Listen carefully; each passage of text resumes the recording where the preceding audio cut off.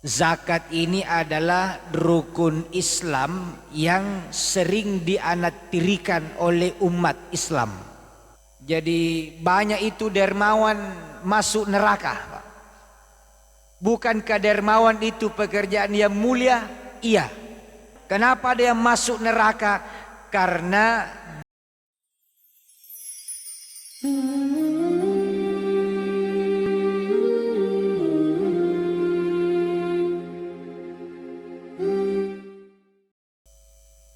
Bismillahirrahmanirrahim. Assalamualaikum warahmatullahi wabarakatuh. Alhamdulillah, wassalatu wassalamu ala rasulillah Sayyidina Muhammad wa ala alihi wa sahbihi ajma'in, amma ba'd. Bapak-bapak, ibu-ibu, saudara-saudari jamaah salat Isya, salat tarawih dan witir yang insyaallah dimuliakan Allah Subhanahu wa taala. Alhamdulillah, kita sudah berada di malam yang ke-14 bagi yang puasanya mulai hari Selasa, dan sudah malam ke-15 bagi yang puasanya mulai hari Senin.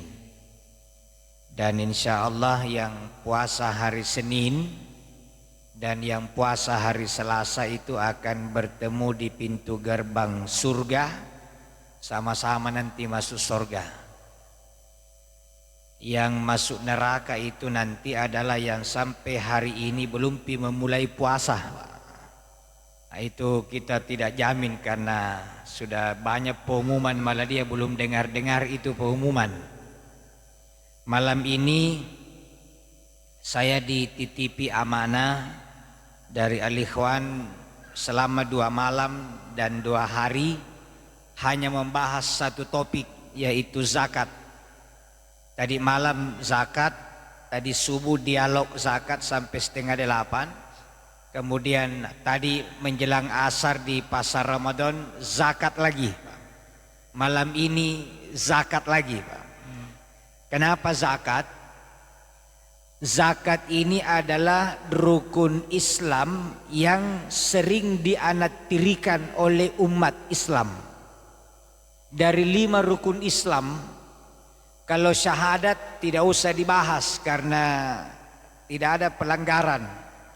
Salat, alhamdulillah, sudah semakin ramai masjid. Puasa ini juga banyak peminat. Apalagi haji, Pak. Haji yang biayanya mahal, antri orang 35 tahun. Saya tidak tahu di Lutim ini kayaknya 40 tahun lebih. Sementara zakat belum ada orang antri untuk membayar. Dan ini perlu menjadi perhatian. Kenapa ini zakat ini dianaktirikan? Saya juga tidak bahas zakat fitrah. Zakat fitrah itu tidak perlu diceramakan. Semua orang akan bayar zakat fitrah, biar orang miskin. Yang bahaya ini adalah zakat harta atau zakat mal. Karena banyak orang yang salah sangka tentang zakat. Makanya kemarin kami share sendu sentilan 2 menit. Setiap menjelang buka kami kirim ke dunia gaib, ke dunia maya. Kemarin itu temanya dermawan yang masuk neraka. Jadi banyak itu dermawan masuk neraka.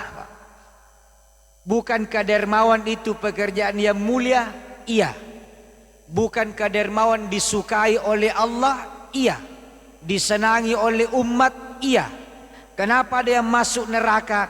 Karena dia dermawan untuk yang sunat, tapi lupa mengeluarkan yang wajib. Jadi orang yang keliling bagi-bagi sedekah, infak sunat, tapi tidak bayar zakat, sama dengan orang yang pakai topi, pakai dasi tapi tidak pakai celana, Pak. Jadi yang entertain dia perbaiki tapi lupa yang pokok. Maka harus diingatkan ini zakat. Zakat itu beda dengan sedekah umum atau infak sumbangan. Zakat itu harta yang dikeluarkan dengan jumlah tertentu dari jenis harta tertentu pada waktu tertentu kepada orang tertentu. Jadi memang tidak bisa macam-macam. Tidak boleh kita serampangan saja menyerang dengan zakat. Jadi jumlahnya tertentu, jenisnya tertentu, waktunya juga tertentu, dan kepada orang tertentu. Jenis tertentu itu yang dikeluarkan zakatnya, pertama emas dan perak. Yang kedua uang, tabungan. Yang ketiga pertanian. Keempat peternakan. Kelima perdagangan. Ketujuh penghasilan. Kedelapan profesi. Kesembilan rikas, barang temuan. Jadi tidak boleh sembarang.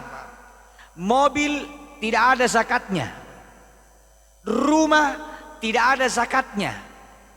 Sawah, ladang, empang tidak ada zakatnya. Jadi biar bapak punya mobil mewah harganya 10 miliar, tidak usah pusing, tidak ada zakatnya.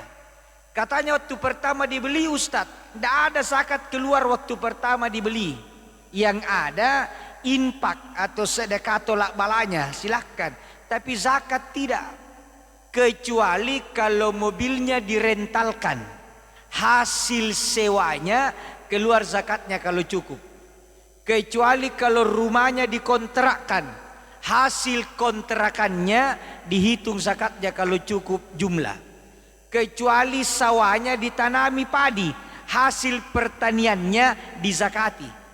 Kecuali empangnya diisi bibit, hasil bandengnya, hasil udangnya, hasil ikannya dikeluarkan zakat. Jadi tidak sembarang. Jadi pertama jenis yang dizakati. Kemudian jumlah. Kalau bapak ibu punya tabungan di bank sudah berjumlah 85 gram emas. Kalau harga emas sekarang 1,1 berarti kurang lebih 93 jutaan atau 91 juta. Sudah ada apalagi kalau 100 juta ke atas, itu berarti sudah cukup untuk dikeluarkan zakatnya. Sudah cukup. Apakah dibayar? Belum, masih ada lagi syarat waktu. Jadi biar cukup belum tentu kita disuruh bayar. Waktunya namanya haul. Haul ini beda-beda, Pak. Jadi ada yang bilang 1 tahun. Oh bukan setiap 1 tahun bayar zakat. Setiap sampai haulnya. Jadi bukan setiap tahun, setiap sampai haulnya. Haulnya perak dan emas 1 tahun. Haulnya tabungan di bank 1 tahun. Haulnya petani setiap panen. Haulnya barang temuan begitu ditemukan. Haulnya peternakan 1 tahun dan jumlah tertentu. Jadi kita punya haul itu kalau petani, Pak, di kampung, petani kerip, petani basah namanya, setiap panen. Berapa kali panen 1 tahun? Kalau 2 kali panen, 2 kali bayar zakat. Itu petani basah, Pak. Petani kering di Sorowako itu 14 kali panen 1 tahun. Maka setiap panen itu dihitung zakatnya. 12 gajian tambah gaji 13 tambah THR, Pak. Masa petani bahasa di kampung 2 kali panen 2 kali zakat, baru kita 12 kali panen baru 1 kali mau bayar zakat, Pak. Yang ini nanti ditanya baik-baik, kenapa tidak bayar zakat? Saya kira panen pi orang. Iya, berapa kali kau panen? Tidak panen. Dilihat daftar gajinya setiap bulan dia panen. Setiap bulan. Berapa nisabnya pertanian? 520 kilogram beras atau 650 sekian kilogram gabah. Ada yang bilang 700 kilogram gabah. Jadi kalau 520 kilogram beras, kalau harga beras 11 liter berarti kurang lebih 6 juta. Nah, kalau ada yang punya penghasilan gaji setiap bulan 6 juta ke atas, maka setiap panen keluarkan zakatnya. Dikeluarkan zakatnya. Berapa zakatnya? Emas, perak, tabungan, gaji 2,5%. Pertanian 5%. Tidak ada yang 10%, Pak. Dulu itu 10% kalau ditanam sudah hujan, sekarang sudah ditanam, dipompanisasi, kemudian diracun, dipupuk sehingga tinggal 5%. Kalau barang temuan 20%. Itu namanya rikaz yang ditemukan di bawah bumi. Dulu perang kafir Islam, menang orang Islam. Itu orang yang kalah hartanya dirampas. Dia tidak mau dirampas, dia sembunyi, dia tanam. Harta yang ditemukan orang Islam dari tanaman-tanaman emas itu 20% zakatnya, berapapun yang dia dapat. Kenapa banyak sekali zakatnya kalau barang temuan? Kan ditemukan Pak, bukan kita punya.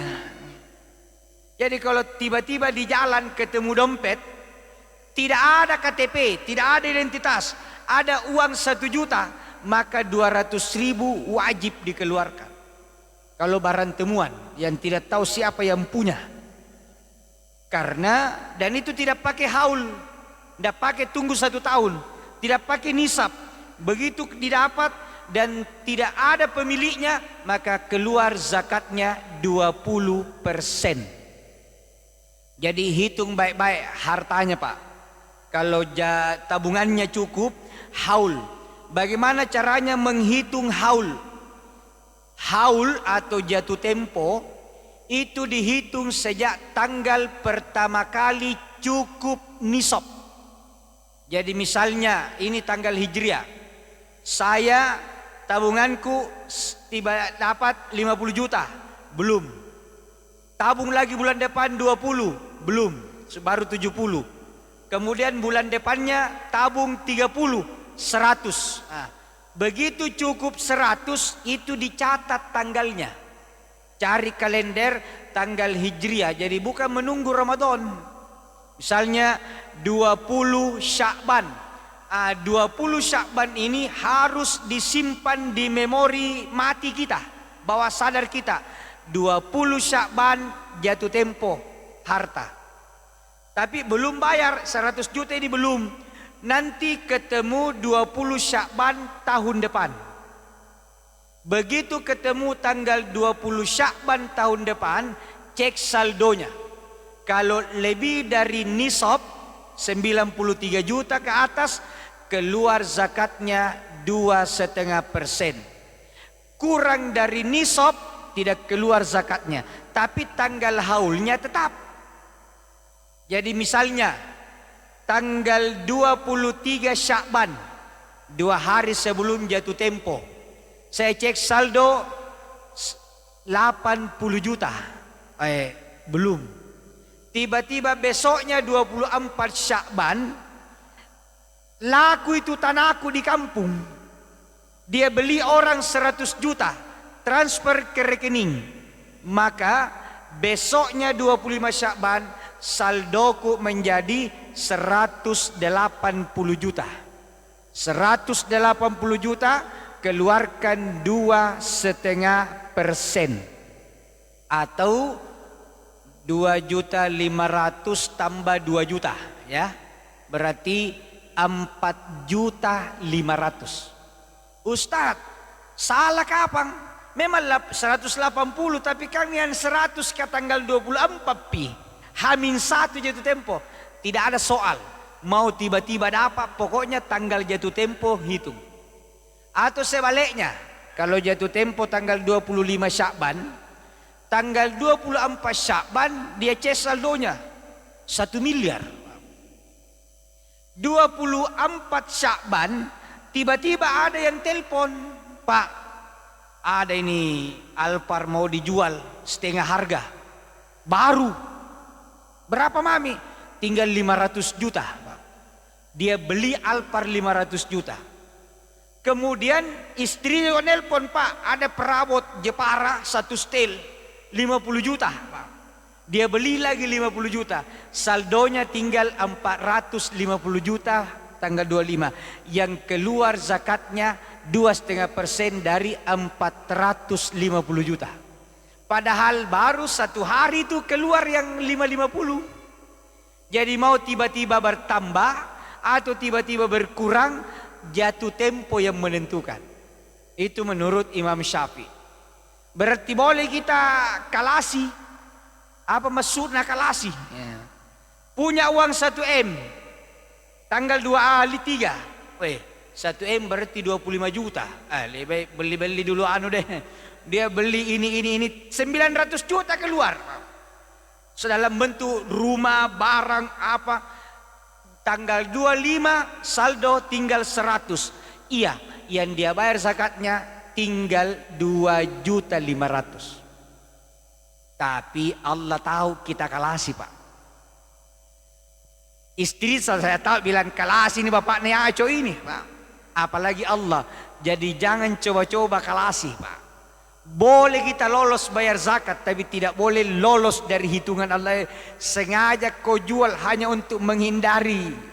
Kalau pajak masih bisa diatur, Pak. Tapi kalau malaikat, tidak bisa diatur. Jadi biar jalan normal saja. Kalau tiba-tiba memang 1 hari sebelum jatuh tempo ada pengeluaran yang kita tidak rencanakan atau bukan di karang-karang, tidak apa-apa, alami saja. Normal keluar, jatuh tempo, hitung berapa saldo.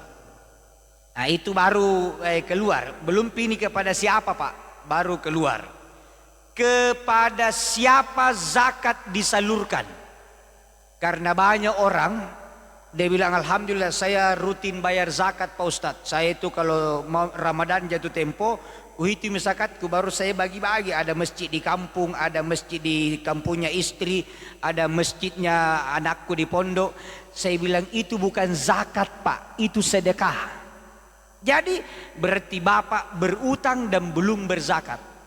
Tadi Pak Imam baca, tidak tahu Pak Imam ini menyindir saya untuk ceramahkan ini atau tidak. Dia singgung, baca itu.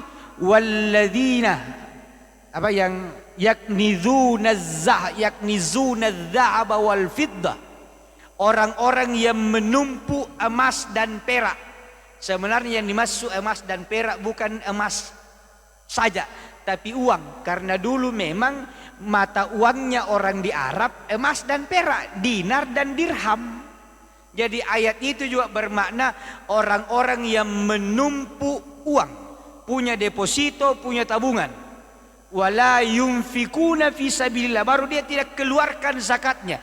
Fabashshirhum bi'adzabin alim, kasih tahu mereka, kabari mereka azab Allah sangat pedih. Koma ini, koma Pak, belum pititi. Masih ada sambungannya.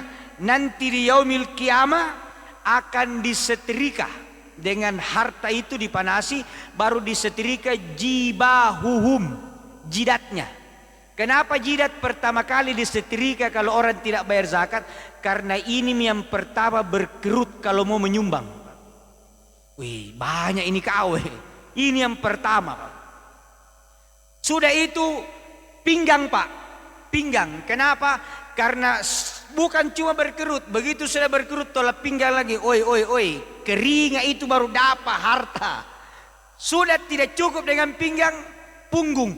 Karena sesudah tolak pinggang dia belakangi itu orang, belakangi yang minta harta zakat. Jadi jidat, pinggang punggung, ya, JPP, jidat pinggang punggung, ya, JPPU. Jadi itu yang disinggung tadi Pak Imam. Jadi harus dikeluarkan kepada orang, bukan masjid. Jadi biar kita nyumbang masjid 1000, kita bangun masjid, itu bukan zakat. Mau nyumbang 1 triliun, kalau bukan ke 8 golongan, itu dianggap tidak berzakat. Siapa 8 golongan itu? Pertama, innamas shadaqatu lil fuqara'i, fakir, wal masakini, miskin, wal amilina 'alaiha, amil, wal muallafati qulubuhum, muallaf, wa fir riqab, budak, wal gharimin, orang berutang, wa fi sabilillah, pejuang di jalan Allah, wa benis sabil, musafir yang kehabisan bekal. Hanya 8 Pak. Tidak boleh bikin asnaf dadakan. Wal ketua yayasani, wal pengurusi, wal listriki, wal mimbari, tidak boleh Pak. Wal pesantreni, tidak. Yang boleh hanya 8 dan orang, bukan bangunan.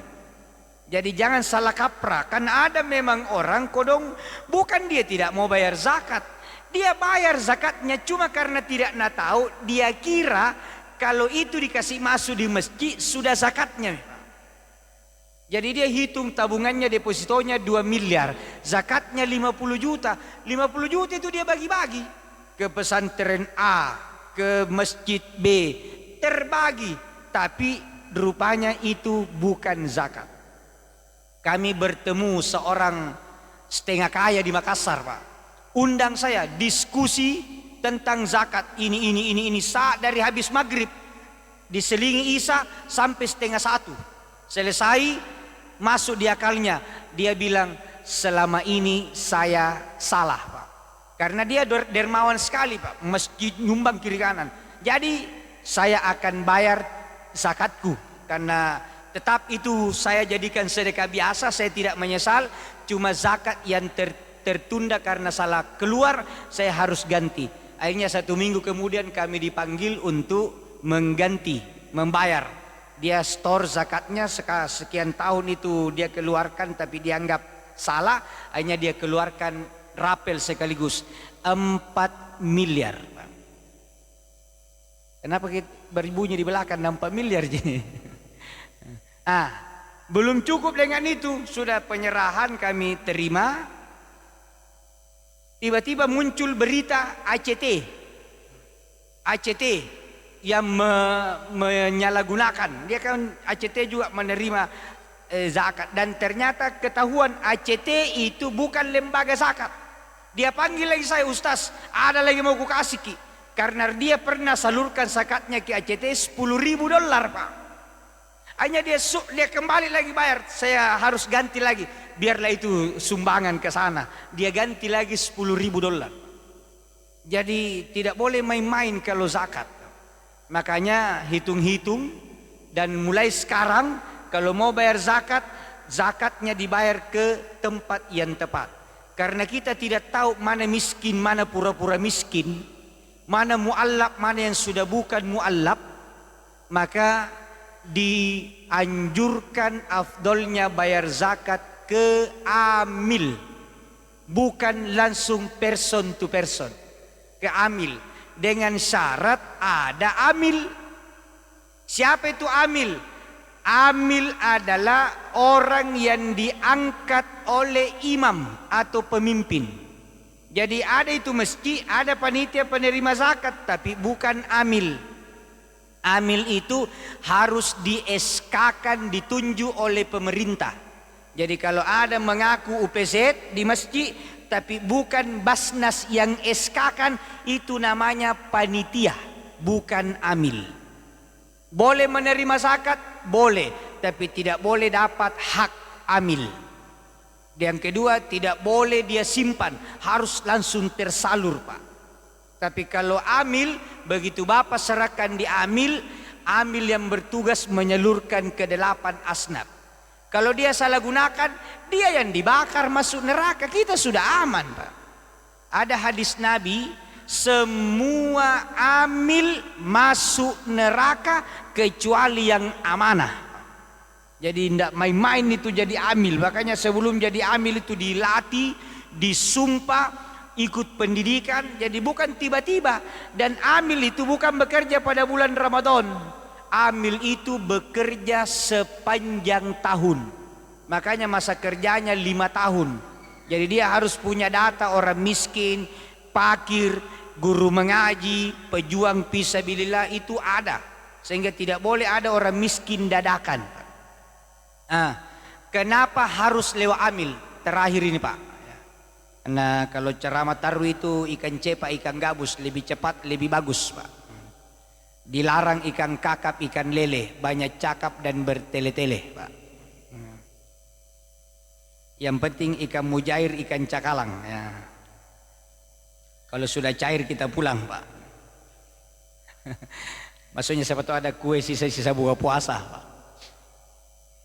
Apa fungsinya amil? Fungsi amil terakhir betul ini, Pak.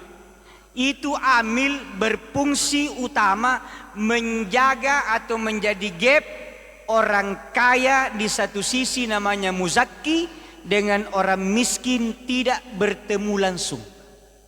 Jadi kalau zakat itu mau dibagi jangan ketemu langsung. Kenapa? Tidak boleh kah? Bukan tidak boleh, tidak baik. Jadi boleh tapi tidak baik. Kalau orang kaya ketemu dengan orang miskin, misalnya saya punya tabungan 10 miliar. Kayaknya tidak bisa, Pak, karena tidak ada yang aminkan biar satu orang, Pak. Susah sekali kita lihat ustaz kaya, cepat-cepat itu amin supaya kaya tong itu ustaz kah, Pak. Misalnya saya punya uang 10 miliar, Pak. Terlambat, Pak. Lalu saya zakatku kan 250 juta. Saya orang miskin semua, saya panggil masing-masing 10 orang. Jadi saya kasih 25 juta satu orang setiap tahun. Dia tahu saya yang kasih karena ketemu langsung. Apa yang terjadi kalau orang kaya dengan orang miskin ketemu? Orang kaya semakin superior, orang miskin semakin hina. Besok lusa ini orang miskin asal lewat di depan rumahku pasti dia pegang lututnya, Pak. Tapi puang, karena saya yang kasih 25 juta setiap tahun. Bahkan kalau ada motor knalpot, motornya nak pinjam yang besar ke knalpotnya, kalau lewat depan rumahku, matikan mesinnya baru rendering, Pak. Saking tidak maunya itu macam-macam sama saya karena saya penyumbangnya. Bahkan dilanggar haknya pun tidak bisa berdaya. Tiba-tiba saya dengan mobil Alfarku, ya kan orang kaya ini, Pak, ya. Lewat depan rumahnya, saya tabrak ayam Bangkok kesayangannya. Mati. Keluar anaknya, Pak, tabrak ayam Bangkok itu mobil kah? Keluar bapaknya marah. Kurang ngajar itu nih mobil, kejar ki.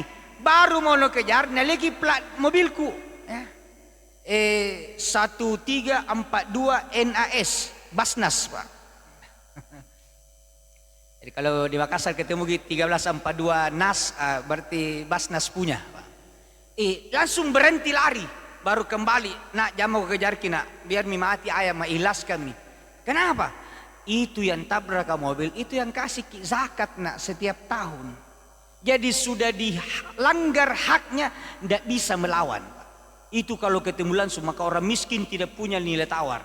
Jadi yang benar melalui amil sehingga saya atau bapak orang kaya tidak perlu tahu siapa yang terima. Dan orang miskin terima zakat juga tidak perlu tahu dari mana ini uang. Sehingga kita tidak perlu sombong. Karena kalau kita tahu dia terima zakat, baru itu ketemu muncul dalam hati.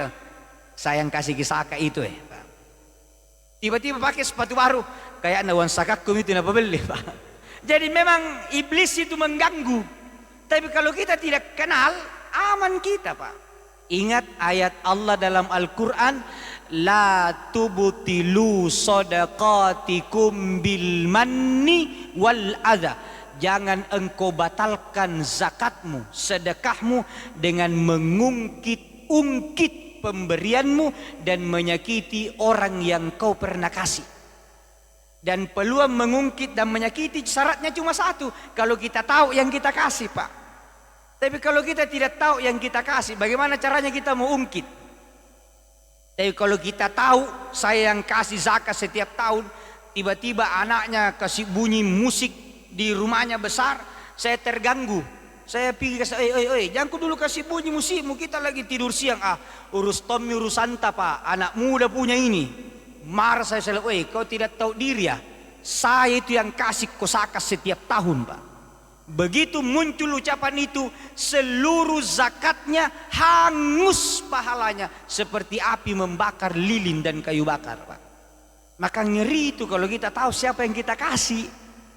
Jadi biarlah serahkan ke amil, amil yang urusi, dia menyalurkan, kita tinggal tunggu pahalanya nanti di hari kemudian. Kalau perlu kita ketemu orang miskin, dia tidak peduli kita, biar nih, supaya kita tidak ada beban. Itulah gunanya amil, sehingga untuk menyelamatkan harta orang kaya dan mengangkat harkat martabat orang miskin. Sebagai penutup, kalau kita mau bagi zakat, termasuk zakat fitrah baik di masjid ini atau di Al-Ikhwan, tolong Pak, jangan memamerkan orang miskin. Jadi pertama, jangan diumumkan daftar penerima zakat fitrah. Itu rahasia, biarlah amil yang tahu. Kemudian jangan satu kali datang berkumpul baru berbaris, Pak. Karena memang paling mudah itu mengurus orang miskin. Kami di Makassar kalau mau bagi disuruh datang jam 9, jam 7 ada nih, Pak. Sangat disiplin itu kalau orang miskin mau dikasih bantuan, Pak. Tapi jangan memanfaatkan kebutuhannya dengan memarkir.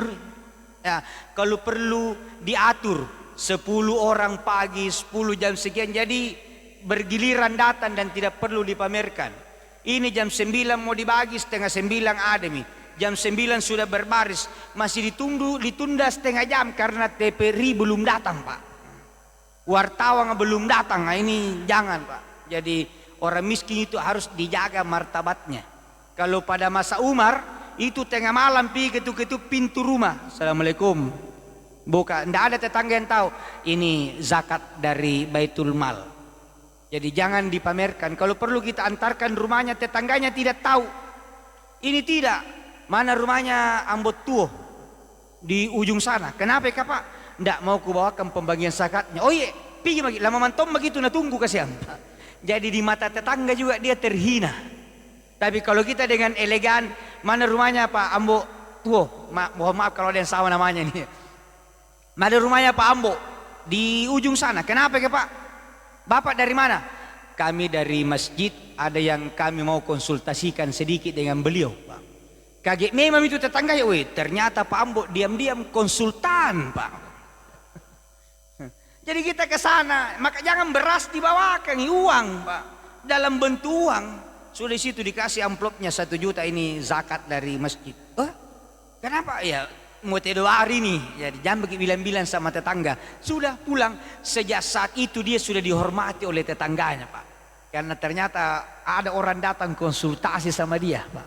Itulah kira-kira sekelumit dan masih banyak ini, Pak. Tadi subuh kita dari jam 5:30 sampai 7:30 dialog tentang zakat dan belum habis, Pak.